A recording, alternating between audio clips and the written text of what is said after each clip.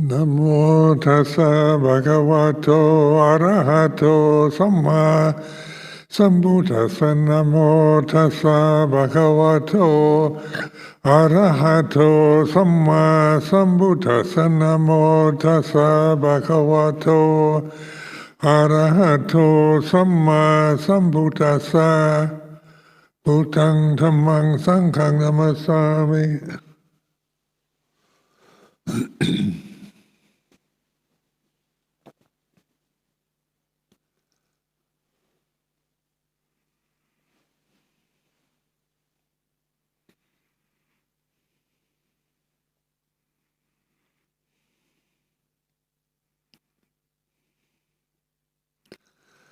So this is a special day, the full moon of July, celebrated as Asalha Puja.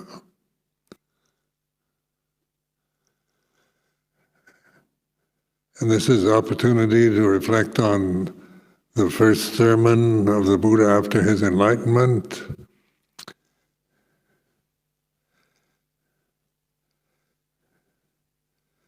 and celebrate this event as we do in this tradition. Because this first sermon is very profound, very direct, and very practical. So even though it's from 2,564 years ago, it resonates in modern life here in the UK or Thailand or anywhere else.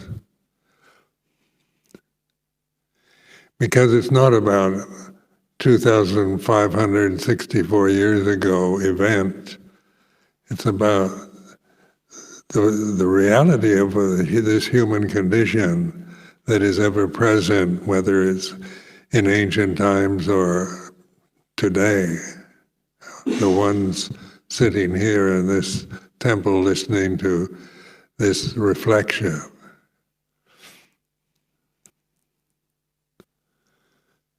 Because the noble truth of suffering is something that's universal. It's something that everyone feels, no matter who they are, rich or poor, whether they're king or peasant, beggar, male or female, black or white, whatever the human condition, has this as a noble truth to reflect upon, because we all wonder why we suffer. And suffering is something that we don't want. We're looking for happiness, for stability, for security, safety, love. In conditioned phenomena. So when we do that, the Buddha emphasized the nature of conditioned phenomena is that it changes. It's impermanent. Its very nature is impermanent. Therefore, when we ignorantly attach to the body, to our emotions, to our memories, our feelings, our sensory experiences, then we suffer and we wonder why and who's to blame for it. It's a blaming society. Modern society is very much about blaming somebody for what's wrong, what's gone wrong, internally or externally. Whether our suffering, our emotional problems, we can blame on early childhood experiences, and we can blame our suffering the present day with the pandemic, the COVID pandemic, or the political system that we're living under. We can blame the suffering on senior, junior members of the Sangha, on the lay people, on the weather. So there's always looking for who's to blame for this noble truth. And so what is noble and true about suffering is that the noble part is about recognizing it, changing your attitude from blaming and trying to find happiness in the realm that can only change and be impermanent, unstable, uncertain. To recognize the true refuge is in awareness. So the first noble truth is to be understood. There's 3 aspects to each of the 4 noble truths, so there's 12 insights. The first insight is this Variety statement from the scripture that we get from the suttas. There is suffering. The second insight is it should be understood. Now, how do you understand suffering? You can't understand it by blaming it on early childhood traumas or teachers or husband, wife, children, or the political system. Externally, you can't understand that the suffering of the noble truth through blaming somebody else for it. Because even those who we blame for our suffering and saying they shouldn't treat me like this, or they shouldn't have done this to me, and so forth, then those people are also suffering from ignorance, the same as we are. So this day offers a special reflection on the Four Noble Truths to begin to see the opportunity we have with the Vasa, the Pansa.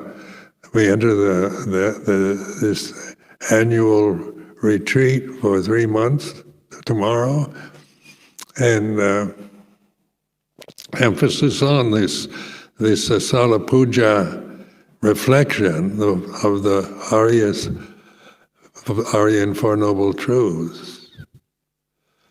So the nobility of it is that it's a direction to realize non-suffering, not through seeking some kind of external form of happiness, or just trying to be positive in your thinking abilities, just to try to convince yourself you're happy, but to understand it. To understand something, you have to investigate it, look at it, receive it.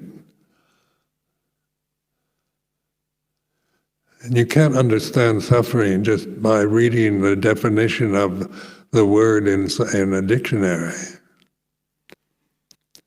And that's not noble, just reading about, the definition of suffering in the Oxford Dictionary.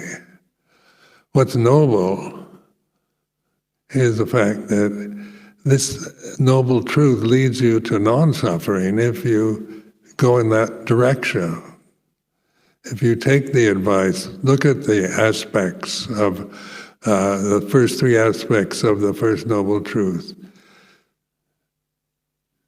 There is suffering, should be understood, and the third insight is it has been understood. It means you have actually looked at dukkha, at suffering, at discontentment, unhappiness, wanting something you don't have, or not wanting things to be the way they are. Seeking sensual pleasures, trying to find happiness through seeing, hearing, smelling, tasting, touching, through thinking. Because we can get temporary moments of happiness when we get what we want on a sunny day. One feels happy. But that kind of happiness is dependent upon other conditions. It's not a noble truth. It's not nibbana. It's not freedom from suffering. It's not non-suffering. It's momentary happiness that depends on conditions for that particular emotion to arise. So these 3 aspects, take seriously, to understand suffering, to stand under it, to receive it, accept it. Investigate it. It's like this. Feeling discontented is like this. And you're taking this position of witnessing it, not trying to figure out who's to blame or whether it's your fault or the weather's fault or God's fault.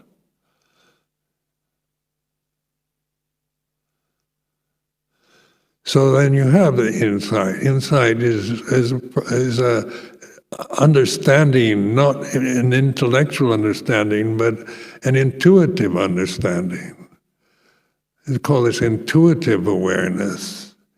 It's not to define suffering with other words or definitions, or to trace it back to the original creator of the world, but to see that each one of us, individual, separate beings in form,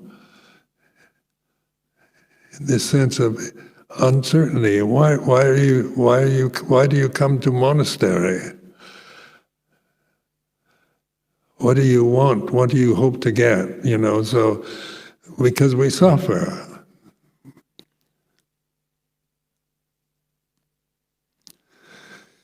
So it's a noble truth rather than a nasty fact of life. So it's not like depressing or it's not a depressing philosophy, Buddhism.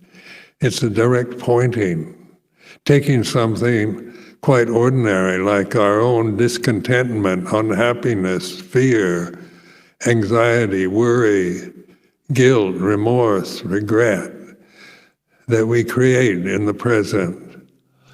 That's a suffering that we're witnessing. And that witnessing position, the intuitive awareness, doesn't suffer when we begin to trust it. Suffering is impermanent. Sankharas, as we say, or conditions, or phenomena, created things with forms, with limitations, with boundaries, the separateness that we feel in life, the loneliness that we can feel in our lives, because we're identified with such a limited form as a physical body.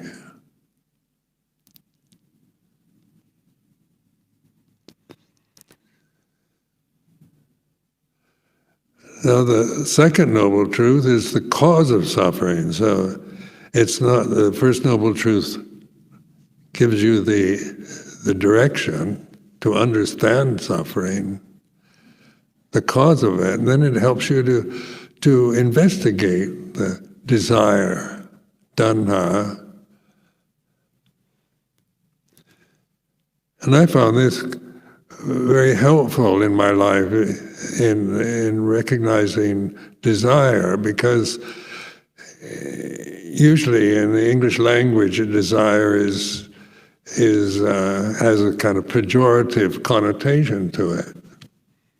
You say somebody has a lot of desires, it means they want a lot of money or power, sexual experiences, good food, all that kind of kama tanha, which is desire for sensory pleasures or for being a person of importance. We desire to become famous or important or make our mark on the society. So these desires can be rather noble, in fact, to save the world, to save the climate, the planet from deterioration, to save the society from degeneration and corruption. These are very noble desires that we can be very attached to. And then vipavadana, a desire to get rid of all the evil forces, the pollution of the environment, get rid of uh, everything that we don't like, get rid of evil and get rid of corruption, get rid of everything that shouldn't be. So these three kind of desires, Kama Tanha is the first one, the sensual desire, which you experience through seeing, hearing, smelling, tasting, touching. Bhava Tanha is through thinking, wanting to become something, wanting to become an arahant, wanting to become Maitreya Buddha, or wanting to become next life as a Devada or a Brahma or an angel or a superior form than just this mortal form that we identify with now. So bhava-tanha is a desire for becoming something. So notice that coming to a monastery, the desire to become enlightened is like this. It's not wrong. I'm not saying that you shouldn't have any desires, because desire is a noble truth. We investigate it. We're not trying to annihilate it. Sensual desire, desire for becoming, getting something we don't have.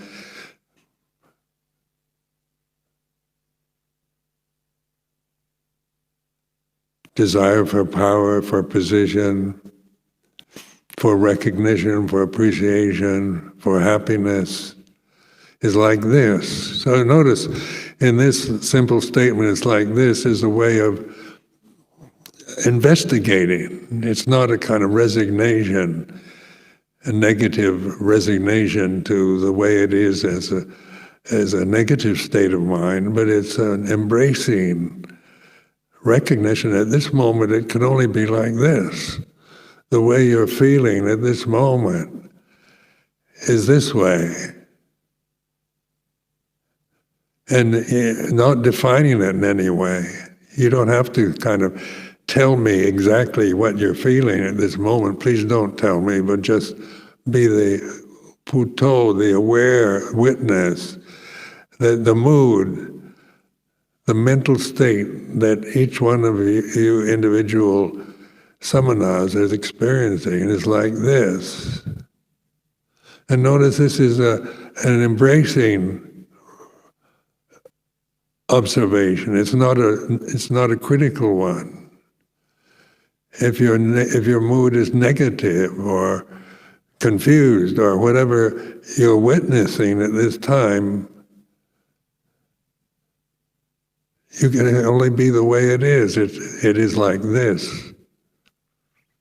And moods change. They're very changeable. One can be a very moody person.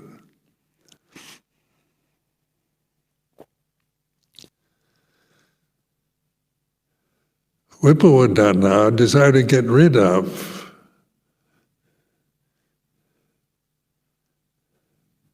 the unwholesome elements. Get rid of the disruptive elements in the monastery. Get rid of the COVID pandemic. Get rid of my anxiety and worry, my guilt, my remorse, my fear, my anger. I want to get rid of it. I don't like it. But so not liking something, wanting to get rid of it, desire to annihilate is like this.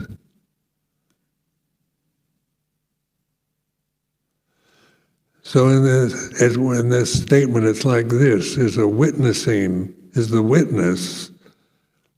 intuitive witnessing. It's like this.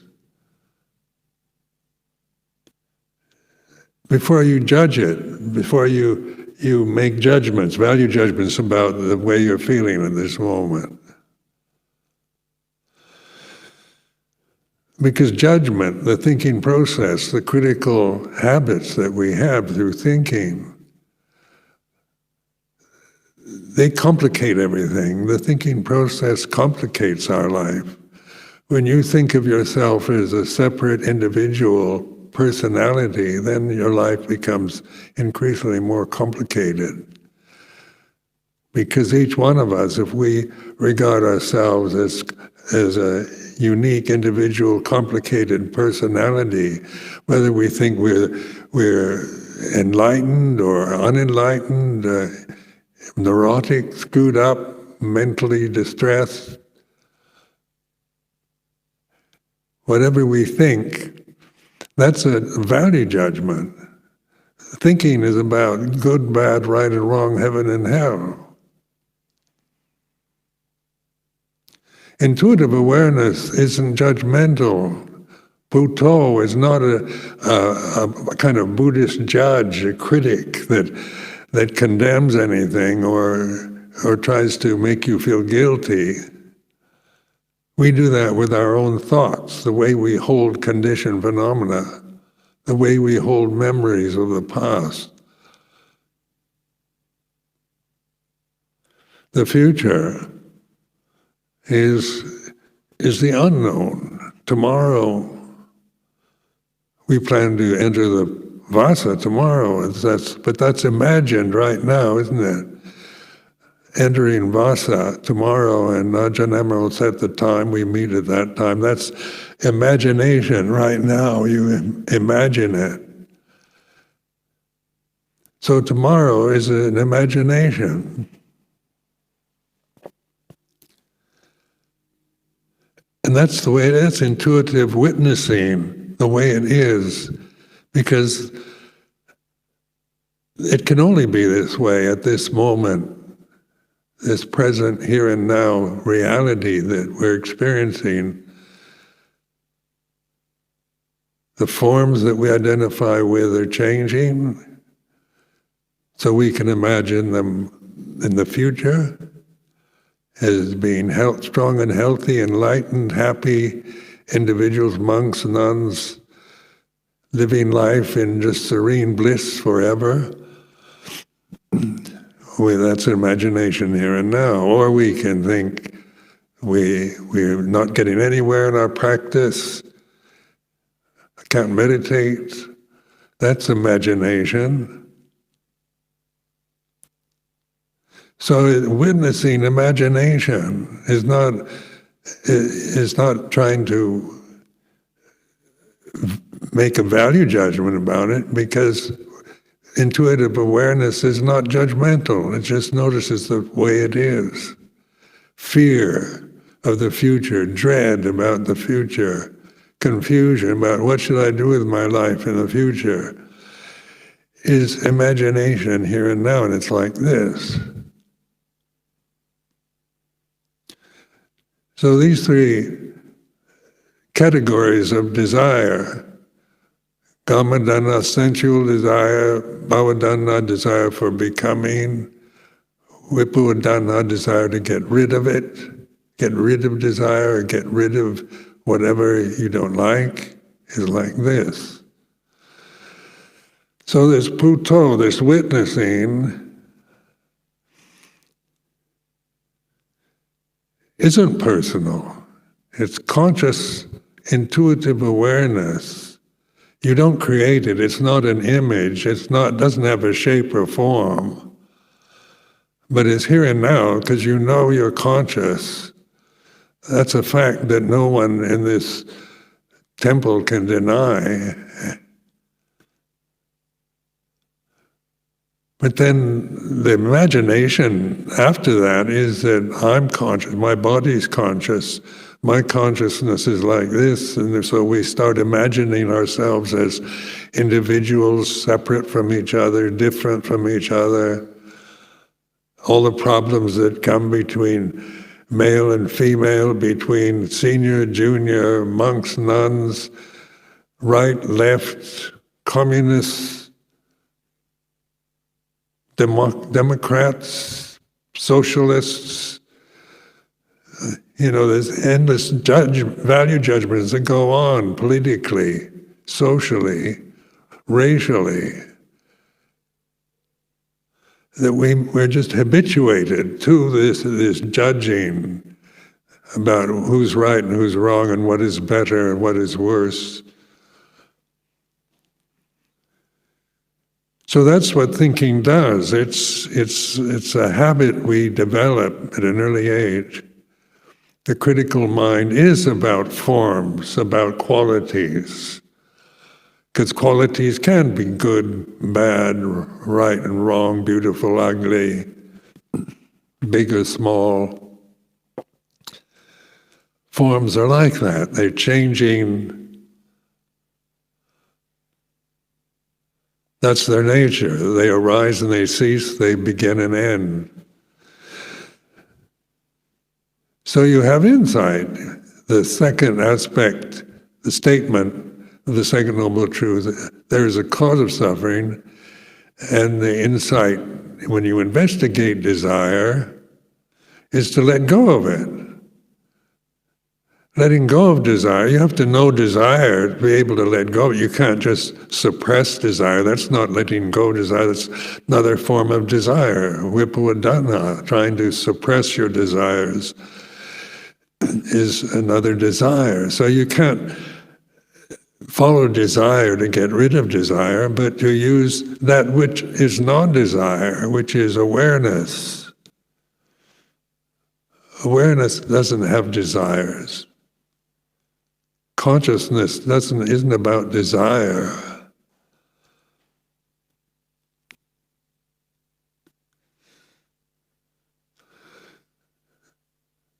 So then you have the insight through practice of letting go, which is what? How do you let go of desire? By suppressing it, or just receiving it and letting it do its business of cessation? Because desires cease, they're impermanent, they're non-self.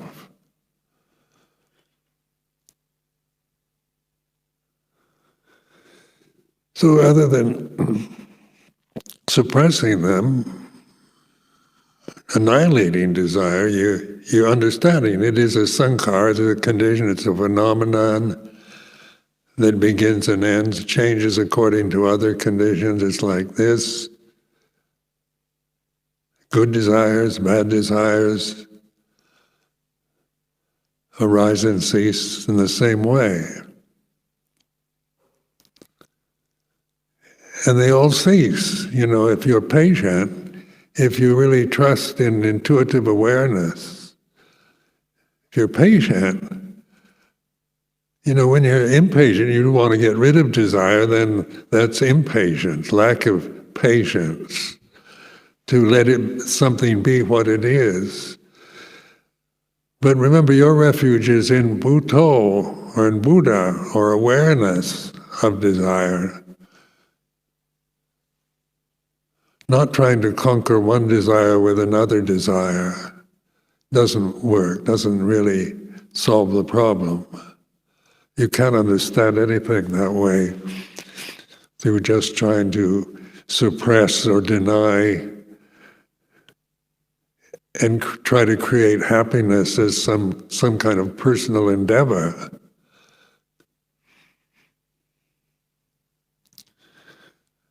So the second aspect to the Second Noble Truth is to let go. And the third is the insight. Letting go has happened. It's like this. You're just letting things be what they are, and they run their course, desire, whatever form it takes. It's a condition, it's a sankhara, it arises, it abides, it sustains itself for a while and then ceases. But Bhutto, awareness, the witnessing position, it's constant. You don't become mindful as a person. Mindfulness is your real nature, it's not personal.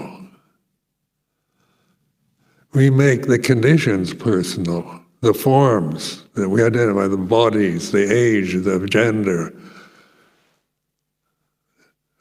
that is very personal. But consciousness, awareness, is non-personal. So in this reference to Buddha as a practice, it means intuitive awareness here and now is like this. It's kind of listening, opening, receptive, embracing, relaxed, rather than something that's trying to create content, control, get something you don't have, get rid of what you have.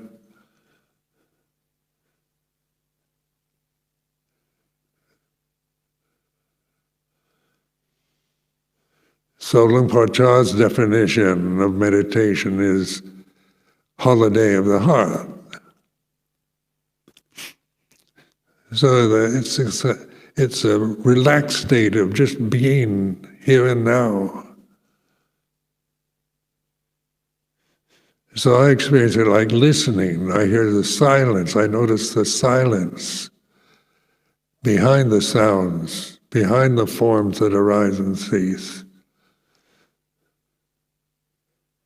Because silence is the substratum. It's the background to all the noise, confusion, sounds, good, bad, pleasant, unpleasant, things we think, feel, emotions that arise and cease, what we see, hear, smell, taste, touch.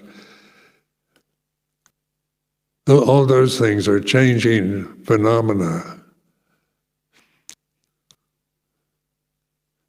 But awareness of phenomena is conscious, intuitive awareness here and now. And it's learning to trust this. So then the third aspect of the Second Noble Truth is letting go as you accomplish it. You understand letting go. You're actually letting go. Which leads to the third Noble Truth, the cessation of suffering. So when I've said that intuitive, conscious awareness isn't suffering, suffering is about the forms, the conditions.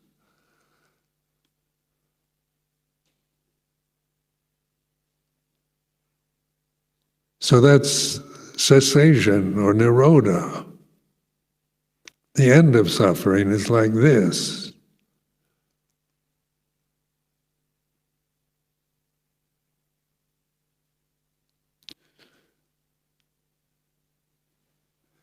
And the insight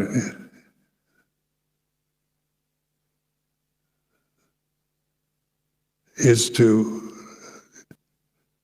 be this empty, intuitive, aware presence here and now. Whether you're sitting, standing, walking, lying down, working, meditating,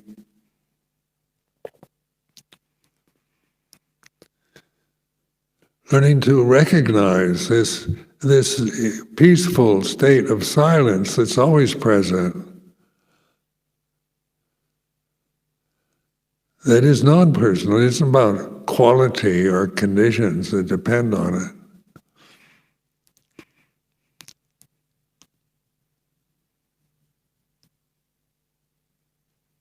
So when you have this insight into silence,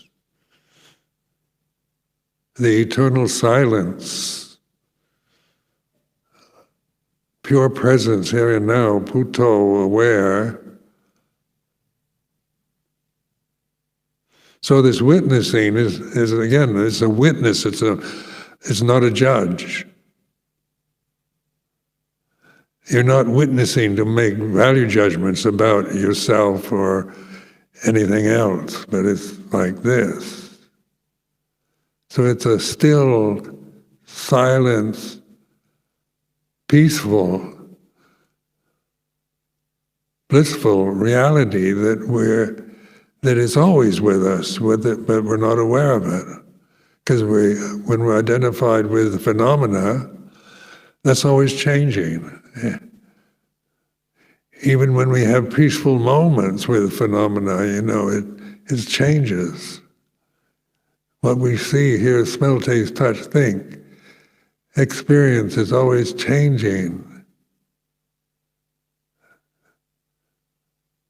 So how can you find stability or happiness in something that is so unstable, uncertain, insecure by its very nature?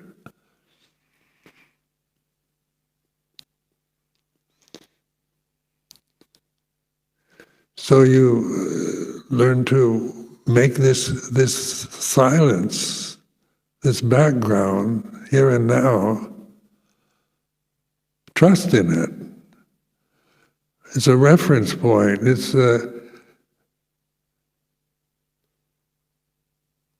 what's always here, what's always now, no matter what state you're in emotionally or what you're doing, breathing, inhaling, exhaling, sitting, standing, walking, lying down, whatever the body happens to be up to in the present moment is like this. So call that cultivating, because that leads to right understanding, samadhi. So the Eightfold Path is the fourth Noble Truth, which is to be cultivated. So the third and fourth Noble Truths are about trusting in insight. Samadhi, in this context, isn't just believing in Buddhist philosophies and Buddhist ideas, or about right and wrong, good or bad. It's trusting insight into reality itself, into Dhamma.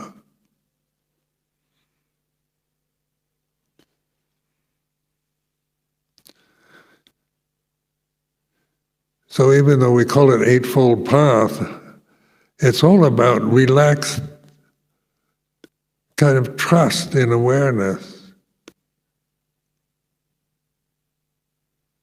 patient trust, letting the world change accordingly, whatever emotions arise and cease, whatever physical conditions arise and cease, externally, internally, all these sankharas, all these phenomena,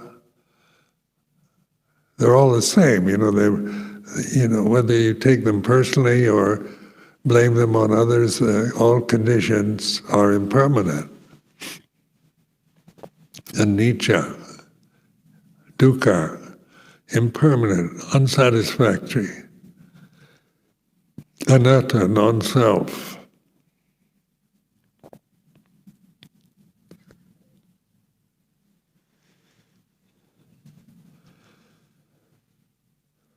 So then when you have this insight into what we call emptiness or non-self, the cessation of suffering is like this. You let everything go into the silence. To cultivate the silence, it's not an object that you cultivate, that you try to hold on to. It's the relaxed state of awareness, Puto, awareness of change, of conditions, of suffering arising, ceasing, of happiness arising, ceasing, of changing of day and night, the seasons changing,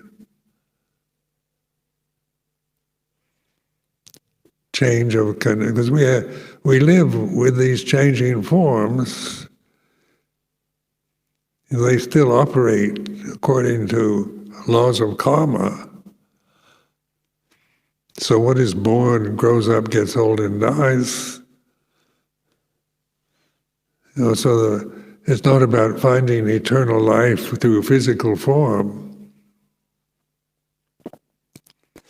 or permanent happiness in getting all the right conditions and holding on to them forever. Because you can't do that. It's impossible. So at this time, worldwide, we have these kind of negative perceptions of the future, of climate change, of pandemics operating permanently in a worldwide level, universal level, the deterioration of the environment, floods, droughts, forest fires, possible wars, overpopulation, migrations of people trying to move out of areas, disaster areas. There's so many things happening to the planet Earth at this time that we hear about through the news, or we feel, we intuit that this overpopulation of the planet Earth has never had so many human beings living on it. And we need food, we need shelter. We need to survive all these migrations from other countries, from other continents, and that it's people trying to survive, to protect their family in some way. Just the conditions of climate.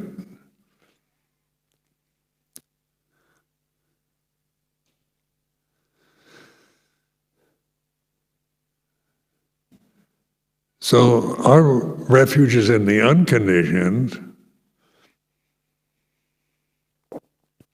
which is Dhamma, reality here and now. So whatever happens, good or bad, good fortune, misfortune,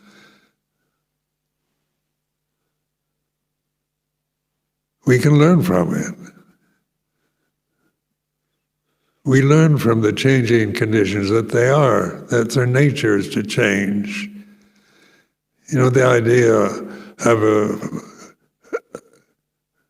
that progress will take us to a kind of permanent, worldwide, universal society where everybody's happy, living at peace, and there's justice, no corruption, fairness for everyone, equality.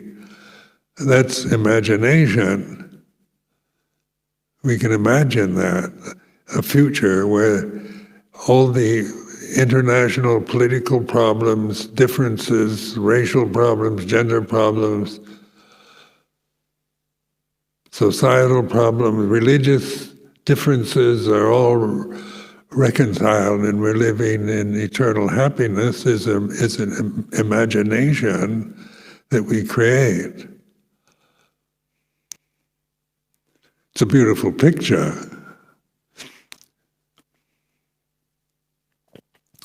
But that's all it is. It's not reality. It's not the refuge we need to trust in, is some kind of future prosperity, future ideal state for humanity on planet Earth. Because even at this time, people are trying to find an escape from planet Earth, looking for habitable planets in the universe. But the universe is here and now. It's consciousness, awareness, here and now. That's universal, not personal. So in terms of other planets, habitable planets, these are images. We look out at Mars or Venus, and they don't look terribly habitable.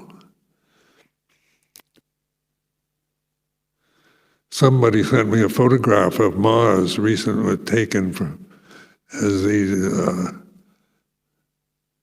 on the planet Mars. It looks pretty awful. You can't imagine living there, escaping from planet Earth, which is quite beautiful from a distance, with photographs of the Earth taken from the moon. Planet Earth is blue and green, quite lovely in its form. It's a beautiful planet. But it's also a form. It's also a sankhara. It's a phenomenon. So when we talk about universe, it means the universe means the whole, the perfect, complete. That's here and now. That's not something you'll find through meditation. It's not something that you lack or don't have, or you're not ready for it. All these assumptions are thoughts, creations in your mind.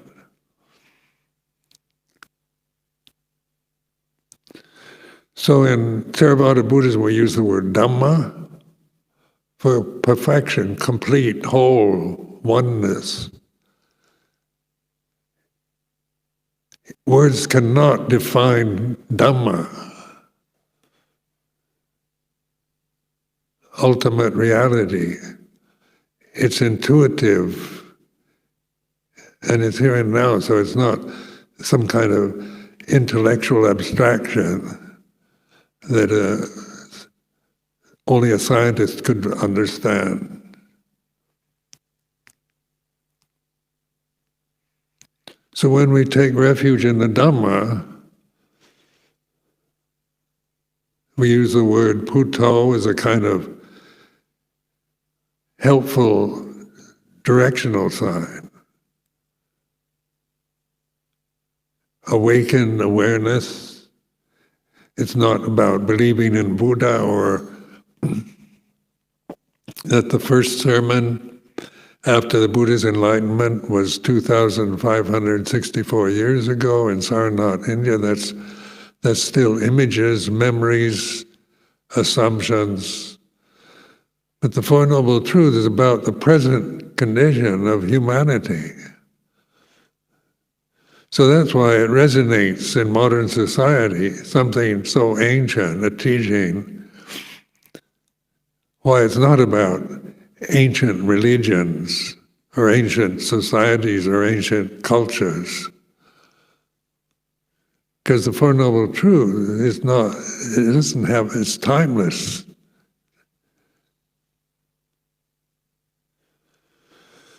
So it's interesting to see how much interest there is now in Western countries like the UK, Europe, America, Australia, countries that before had no interest in Buddhism or Dhamma, knew nothing about it, only 50 years ago.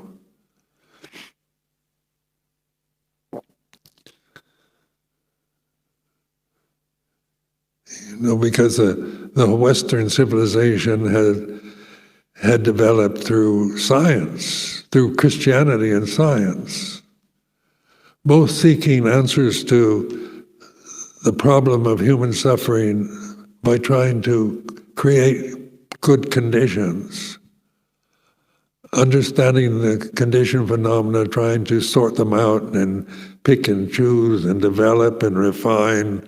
Science has done amazing work just in refining condition phenomena into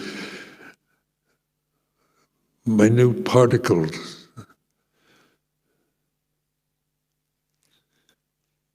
So phenomena, whether it's a minute particle or a planet or a visual universe, whether, that's about size, about form,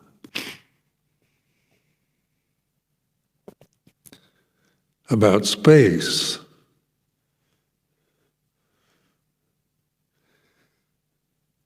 But where does space and form arise is in consciousness. If there's no consciousness, then how can there be space? If there's no space, there's no forms. Because your form, your physical form, these bodies here depend on space. to manifest, to exist. So space and time is about forms, changing forms.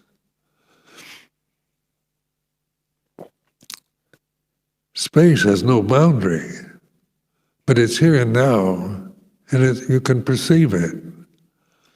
So it's being able to perceive, just visually perceive space is like this. But there's no boundary to space, is there? So where does space end? You can't imagine it. The end of the universe? That's, taking it to an abstract perception, an idea of a universe having a form of some sort, a boundary, eventually, that we can't see. But in terms of the experience of here and now, space has no limitation. Consciousness or awareness, mindfulness, space and forms arise, manifest because of consciousness.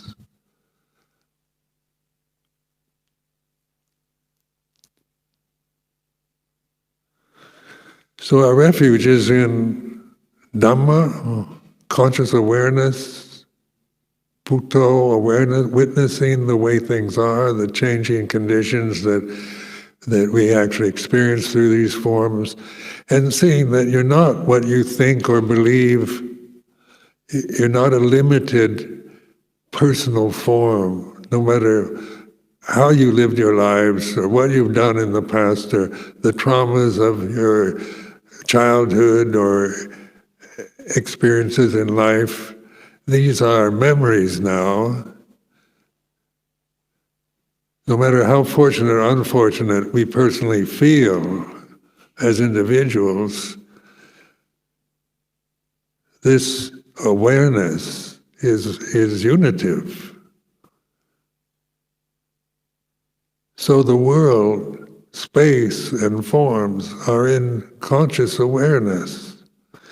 And our view of that, we seem limited because we are in terms of the reality of here and now as a form.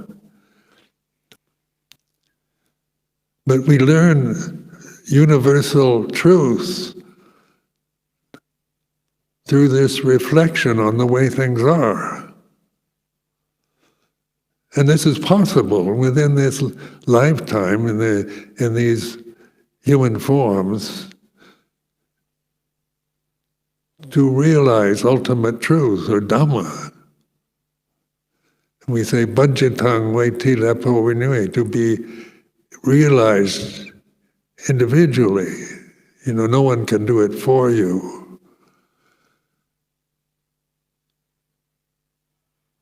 So when the Buddha gave his first sermon 2,564 years ago in India,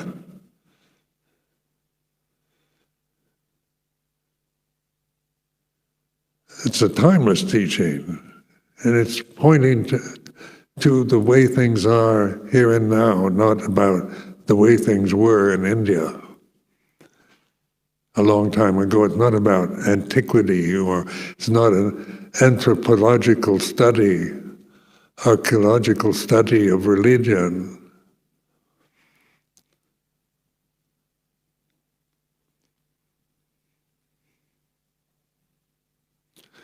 So Visakha Puja, Asalha Puja Day is a day for celebration, to really try to use this teaching that's available to us here. Whether you're a layperson or a samana, the teaching is available to everyone. It's not kind of a secret teaching for special, developed, spiritually evolved individuals. Because suffering is common to us all, no matter how fortunate, unfortunate you may feel about your life.